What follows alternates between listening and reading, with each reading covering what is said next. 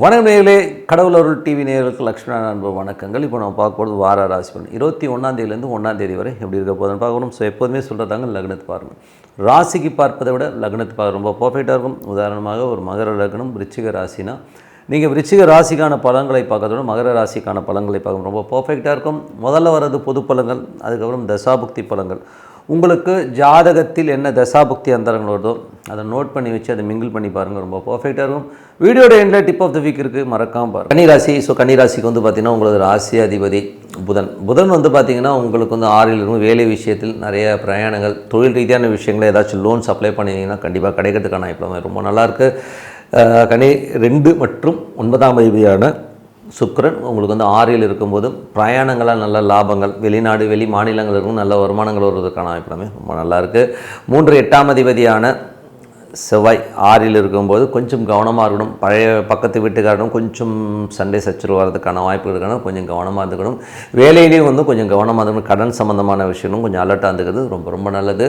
உங்களுக்கு 4 7ஆம் அதிபதியான குரு 10ல் இருக்கும்பொழுது உங்களுக்கு வந்து தொழில் ரீதியான விஷயங்களும் நல்ல ஏற்றங்கள் நல்ல லாபங்கள் வருவதற்கான வாய்ப்புகளுமே ரொம்ப நல்லாயிருக்கு. அதுவும் பார்த்திங்கன்னா உங்களுக்கு அடுத்த கட்டத்திற்கு மூவாகிறதுக்கான வாய்ப்புகளும் ரொம்ப நல்லா இருக்குங்க. ஸோ எல்லாமே ரொம்ப சிறப்பு தான். ஏன்னா வந்து தொழில் ரீதியான விஷயங்கள் வந்து கொஞ்சம் ஸ்லோவாக போனாலும் இப்போ போடுற எஃபோர்ட் வந்து மார்ச் 15ஆம் தேதிக்கு மேலே ஒரு பெரிய வெற்றியை கண்டிப்பாக கொடுத்துரும். அதுக்கப்புறம் பார்க்கும்போது உங்களது 3 8ஆம் அதிபதியான செவ்வாய் வந்து 6ல் இருக்கும்போது கடன் சம்மந்தமான விஷயங்கள் கொஞ்சம் கேர்ஃபுல்லாக இருந்துக்கணும். கொஞ்சம் ரிஸ்க்கான வேலைகள் எல்லாம் கொஞ்சம் அவாய்ட் பண்ணிக்கிறது ரொம்ப ரொம்ப நல்லது. அதுக்கப்புறம் பார்க்கும்போது உங்களது 9ஆம் அதிபதியான சுக்கிரன் 6ல் இருக்கும்போது வேலை விஷயமாக நிறைய பிரயாணங்கள், வெளியூர் வெளிநாடு பிரயாணம் போகிறமான விஷயங்களை கண்டிப்பாக ஏற்படுத்துங்க. 11ஆம் அதிபதியான சந்திரன் வந்து பார்த்திங்கன்னா கொஞ்சம் இந்த திங்கள் செவ்வாய் மட்டும் கொஞ்சம் உஷாராக இருந்துக்கணும். சில நேரங்களில் ஒரு ஸ்ட்ரெஸ்ஸையோ டென்ஷன்ஸையோ ஏற்படுத்துறதுக்கான வாய்ப்புகளும் கொஞ்சம் கவனமாக இருந்துக்கணும். அதுக்கப்புறம் என்னங்க மற்றபடி என்னங்க அதுவும் 12ஆம் அதிபதியான சூரியன் 6ல் இருக்கும்போது வேலை விஷயமாக நிறைய பிரயாணங்கள் மேற்கொள்வது, வெளிநாடு வெளி மாநிலங்கள் பிரயாணமரமான சூழ்நிலையும் கொஞ்சம் அலைச்சலையும் கண்டிப்பாக கொடுக்குங்க. ஸோ இதுவரை பார்த்த பொது பலன்கள் இப்போ பார்க்கும்போது தசாபக்தி பலன்கள். கன்னி லக்னமானது சூரியன் தசாபக்தி. சூரியன் வந்து பார்த்திங்கன்னா உங்களுக்கு வந்து 12ஆம் அதிபதி 6ல் இருக்கும்போது வேலை விஷயங்கள் கொஞ்சம் அலைச்சல்கள், கொஞ்சம் என்னடா அது ரொம்ப படுத்துகிறாங்களேன்னு ரொம்ப ஹார்ட் ஒர்க் பண்ணுற மாதிரி சூழ்நிலை கண்டிப்பாக ஏற்படுத்தும். கன்னி லக்னமாக சந்திரன் தசாபதி. சந்திரன் 11ஆம் அதிபதி சந்திரன் வந்து 6ல் இருக்கும்போது நண்பர்கள் விஷயங்களில் வந்து கொஞ்சம் வந்து கவனமாக, மற்றபடி வந்து எல்லா லாபங்கள் திடீர் அதிர்ஷ்டங்களுக்காக ஓடுவீங்க. கொஞ்சம் இந்த திங்கள் செவ்வாய் மட்டும் கொஞ்சம் அலர்ட்டாக இருந்துக்கிட்டிங்கனாலே அதுக்கப்புறம் எல்லாமே சிறப்பு தான். கன்னி லக்னக்காரர்களுக்கு வந்து பார்த்திங்கன்னா உங்களுக்கு வந்து செவ்வாய் தசாபுத்தி அந்தரங்கள். செவ்வாய் வந்து பார்த்திங்கன்னா உங்களுக்கு வந்து 3 8ஆம் அதிபதி 6ல் இருக்கும்போது வேலையில் ரொம்ப கவனம். வெளியிலேருந்து யாராச்சும் ஏதாச்சும் சொன்னாங்கன்னா அதை அப்படியே நம்பிட்டு கோவப்படாமல் கொஞ்சம் மெய்ப்பொருள் காண்பது அறிவு.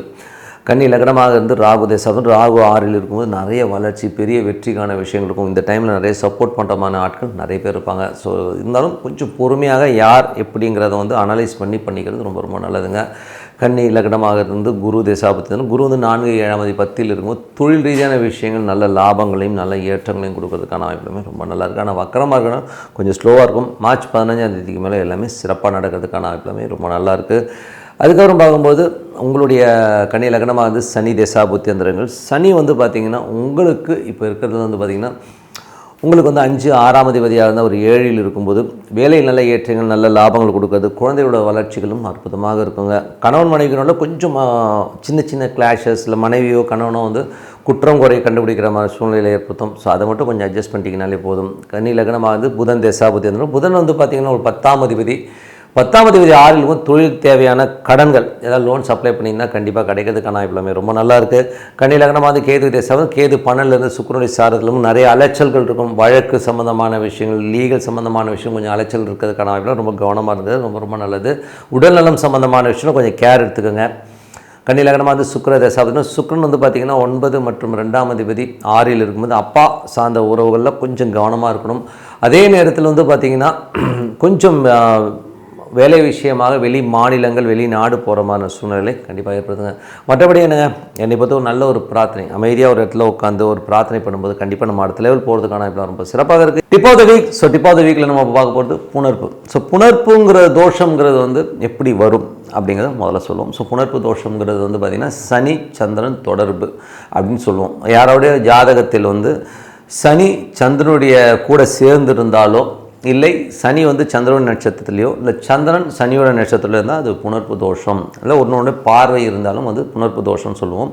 அந்த புணர்ப்பு தோஷம் இருந்தால் என்ன மாதிரி எஃபெக்ட் வரும், என்ன மாதிரி விஷயங்கள் நடக்குங்கிறது தான் நம்ம பார்க்க போகிறோம். ஸோ புணர்ப்பு தோஷங்கிறது வந்து யாரோ ஒருவரை நம்ம வயிறறிய வச்சு ஒரு நம்ம முன்னோர்களோ இல்லை நமது முந்தாதி சந்ததிகளோ ஏதோ ஒன்று பண்ண போய் அந்த நாள் வர தோஷம் தான் இந்த புணர்ப்பு தோஷம். அந்த மாதிரி புணர்ப்பு தோஷம் வரும்போது நம்ம என்ன பண்ணணும், எந்த மாதிரி அந்த விஷயத்தை பண்ணணும்னா, ஏதாச்சும் வந்து ஒரு சுப நிகழ்ச்சி நடத்தணும் அப்படின்னு நீங்கள் முயற்சி பண்ணும்போது பிரம்மாண்டமாக நடத்தணும் சொல்லி நம்ம ஒரு உதாரணம் சொல்கிறேன்னே, ஒரு கல்யாணம் பண்ணணும் அப்படின்னு நினைக்கிறோம். திடீர்னு வந்து கல்யாணத்தை ஃபிக்ஸ் பண்ணிவிட்டு ஒரு 3 மாதத்துக்கு முன்னாடியே வந்து எல்லாம் ஃபிக்ஸ் பண்ணிவிட்டு எல்லாத்தையும் என் மாப்பிள்ளை இப்படி நான் அப்படி இப்படின்னு சொல்லி ரொம்ப அதிகமாக நீங்கள் பிரம்மாண்டமாக எல்லாத்தையும் பீத்திக்கிட்டிங்கன்னா, எல்லாத்தையும் பிரம்மாண்டமாக சொல்ல போனீங்கன்னா, இந்த புணர்ப்பு தோஷம் உடைய ஜாதகத்தை உடையவர்களுக்கு வந்து டக்குன்னு அந்த திருமணம் நின்றுடும். அப்படின்னா பாருங்க, இது திருமணம் மட்டும் இல்லை, எந்த ஒரு விஷயமா இருந்தாலும் இந்த மாதிரி சனி சந்திரன் தொடர்பு இருக்கவங்களுக்கு நீங்கள் என்ன பண்ணணும்னா மேக்ஸிமம் வந்து கமுகமாக வச்சுக்கணும். ஓப்பனாக சொன்னிட்டு தான் சொல்லணும். சீக்ரெட்டாக மெயின்டைன் பண்ணிவிட்டு விஷயங்கள் முடிகிற தருவாயில் இல்லை முடிஞ்சதுக்கு அப்புறமா நீங்கள் சொன்னீங்கன்னா தான் சிறப்பு. இப்போ கல்யாணம்னா ஒரு வாரம் 15 நாளைக்கு முன்னாடி சொன்னால் போதும்.